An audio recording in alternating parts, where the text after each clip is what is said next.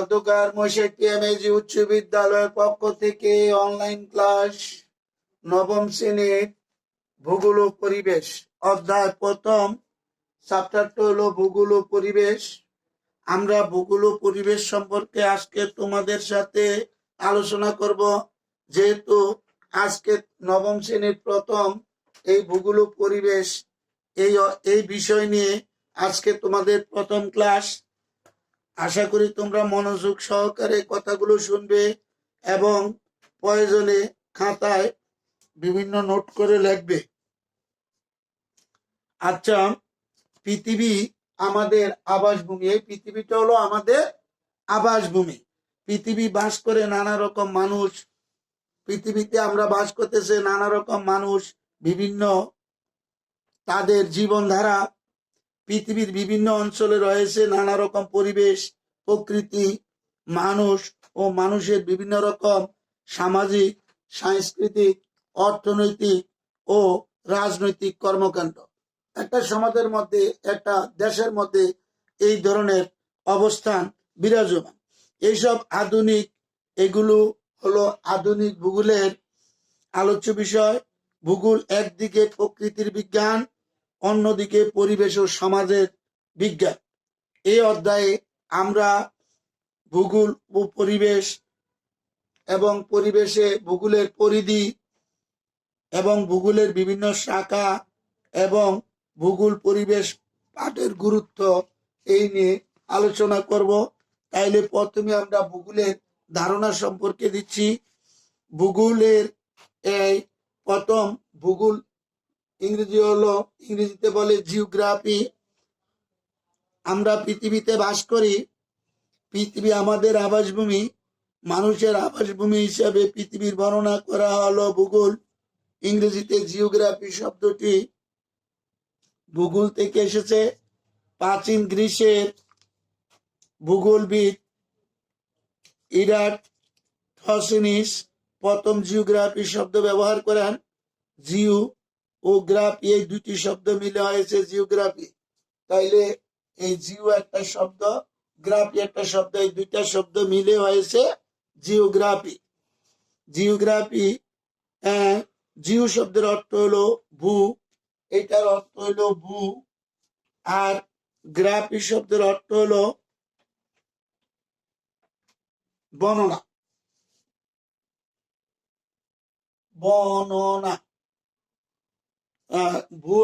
ভূত্ব পৃথিবী, এটাকে আবার আমরা বলতে পারি পৃথিবী। তাহলে পৃথিবীর বর্ণনা। সুতরাং জিওগ্রাফি শব্দটির অর্থ হলো পৃথিবীর বর্ণনা। পৃথিবী আবার মানুষের আবাসভূমি। অধ্যাপক ম্যাকনি মানুষের আবাসভূমি হিসাবে পৃথিবীর আলোচনা বর্ণনাকে বলেছেন ভূগোল। তার মতে ভূত ও সামাজিক পরিবেশে মানুষের কর্মকাণ্ড, জীবনধারা নিয়ে যে বিষয় আলোচনা করা হয় তাই হলো ভূগোল। আমরা এইবার ভূগোলের সম্পর্কে সাধারণ একটি ধারণা তোমাদেরকে দিলাম। বিভিন্ন বৈজ্ঞানিক বিভিন্নভাবে সংজ্ঞা প্রদান করেছেন ভূগোলের। এই বিভিন্ন সংজ্ঞাগুলো তোমাদের বইয়ের মধ্যে সুন্দরভাবে দেওয়া আছে। তোমরা এগুলো নোট করে খাতায় লিখবে এবং মুখস্থ করবে। এবার আমরা বলছি ভূগোলের পরিধি। ভূগোলের পরিধি, ভূগোলের শাখা।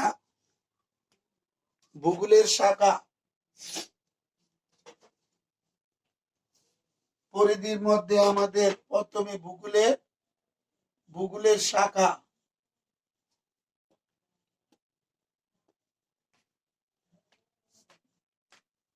ভূগোলের শাখা আমরা প্রধানত দুইটা ভাগে ভাগ করি। একটা প্রাকৃতিক ভূগোল, একটা হলো মানব ভূগোল। প্রাকৃতিক ভূগোল আর একটা হলো মানবিক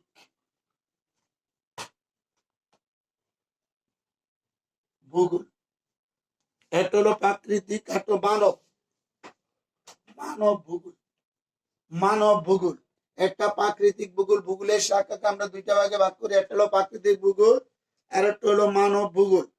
তাইলে মানব ভূগোলকে আবার চারটা ভাগে ভাগ করা হয়েছে।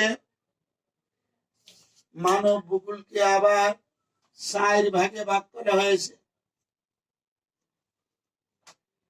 মানব ভূগোলকে 4 ভাগে: অর্থনৈতিক ভূগোল,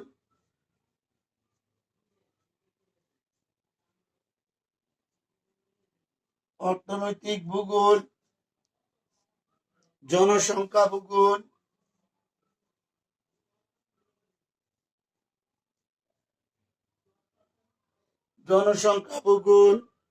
রাজনৈতিক ভূগোল,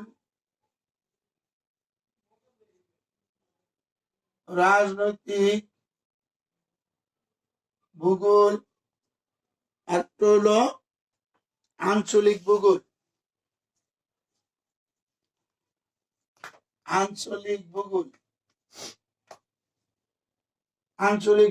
প্রাকৃতিক ভূগোলকে আমরা 2 ভাগে ভাগ করতে পারি। একটা হলো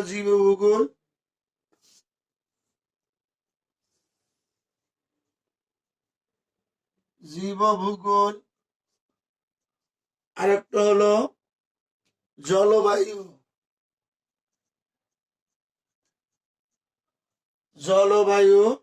বিদ্যা।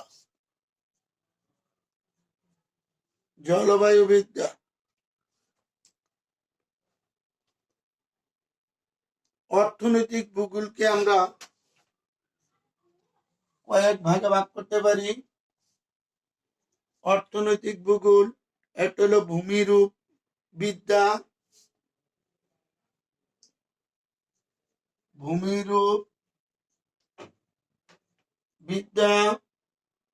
মৃত্তিকা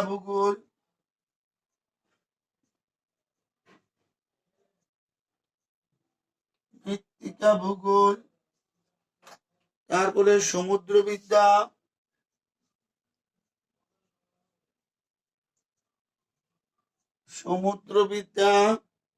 প্রাণী ভূগোল,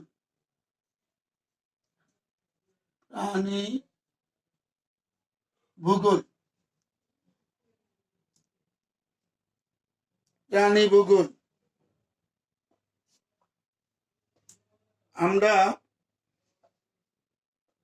তাইলে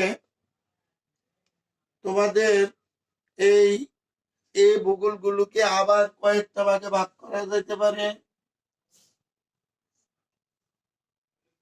একটা সামাজিক ভূগোল,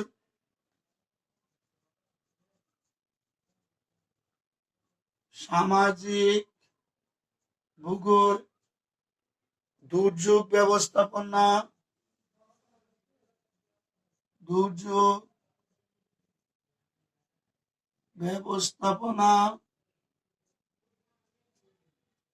সংখ্যাতাত্ত্বিক ভূগোল,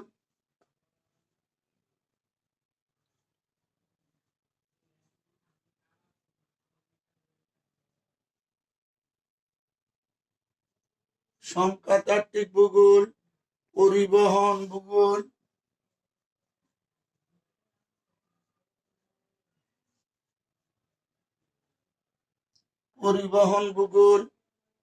নগর ভূগোল,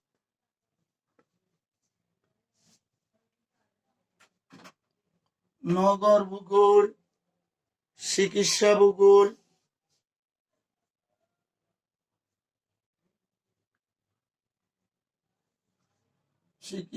ভূগোল, তারপর হলো ভৌগোলিক তথ্য ব্যবস্থা,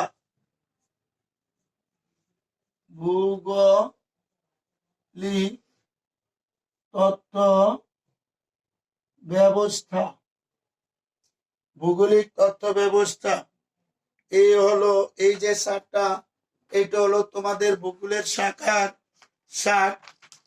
আমরা আজকে তোমাদের এই ভূগোলের শাখা পর্যন্ত তাইলে ভূগোলের ধারণা সম্পর্কে বললাম, আর ভূগোলের শাখা সম্পর্কে বিস্তারিত আমি ধারণা তোমাদেরকে দিলাম। তোমরা এগুলো একটু দেখবা বইয়ের মধ্যে। আমরা তার পরবর্তীতে এই বিস্তারিত প্রাকৃতিক ভূগোল কি, মানব ভূগোল কি, আবার প্রাকৃতিক ভূগোল 2 প্রকার, একটা হলো জীব ভূগোল, জলবায়ু বিদ্যা, মানব ভূগোল, অর্থনৈতিক ভূগোল, জনসংখ্যা ভূগোল, রাজনৈতিক ভূগোল, আঞ্চলিক ভূগোল, এই সম্পর্কে আমরা বিস্তারিত আগামী ক্লাসে তোমরা রুটিন দেখবে। আগামী ক্লাসে অবশ্যই বিস্তারিত ভাবে বর্ণনা করা হবে।